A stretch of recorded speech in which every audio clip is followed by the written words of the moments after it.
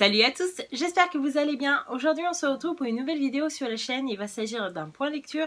Je vais vous parler du tome 1 de la saga Darkest Night, donc Rébellion, écrit par Alexandra Bracken, publié aux éditions de la Martinière Jeunesse. Je tiens d'ailleurs à remercier la maison d'édition de m'avoir fait confiance et de m'avoir envoyé les 3 tomes de la trilogie.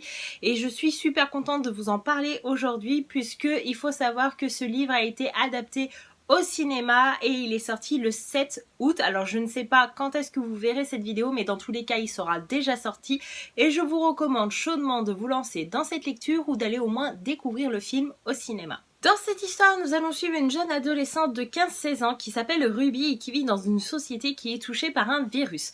Attention, tout le monde ne peut pas attraper ce virus, seulement les adolescents peuvent être touchés par ce virus, mais malheureusement on ne connaît rien sur ce virus, on ne connaît pas son nom précis, ni d'où il vient, comment le gérer. La seule chose qu'on connaît sur ce virus, c'est qu'il provoque la mort et du coup les adolescents qui vont être touchés par ce virus vont mourir au fur et à mesure. Et donc comme vous pouvez vous en douter, les camarades de classe de Ruby vont mourir les uns après les autres. Et c'est assez triste, et en plus de ça, la population adolescente va disparaître du coup au fur et à mesure. Du coup, pour contrôler tout ça, le gouvernement décide du coup de récupérer tous les adolescents qui pourraient développer ce virus. Donc c'est-à-dire que dès que les parents constatent des symptômes un petit peu étranges concernant leurs enfants, ils peuvent du coup appeler un numéro spécial et du coup les forces spéciales vont venir chercher leur enfant et l'emmener dans des camps. Alors je dirais pas comme des camps de concentration lors des guerres mondiales, mais ça ressemble fortement puisque tous les adolescents vont être réunis dans ces camps-là et le gouvernement promet aux parents de récupérer leurs enfants plus tard, mais en attendant ils vont essayer de trouver une solution pour gérer le virus et pour du coup guérir les adolescents.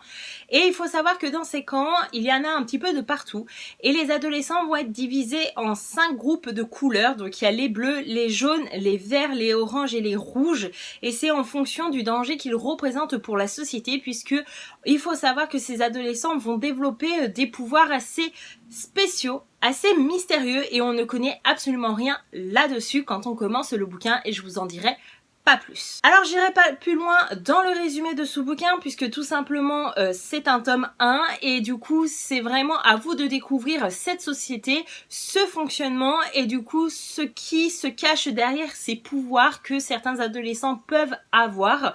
Moi personnellement j'ai passé un bon moment en compagnie de ce bouquin.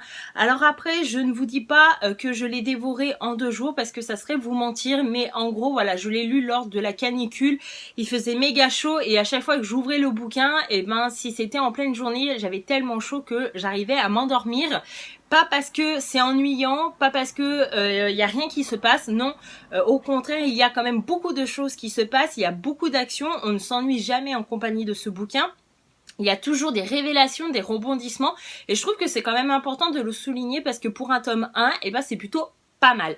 On a tendance à dire que le tome 1 c'est toujours lent, c'est toujours difficile d'accrocher, mais moi personnellement j'ai plutôt bien aimé. Après je vous ne cache pas que le début est assez lent, tout simplement parce que l'auteur a décidé du coup de poser les bases de son histoire, donc le fonctionnement, la société et tout ce qui englobe, et du coup bah forcément c'est un petit peu plus long.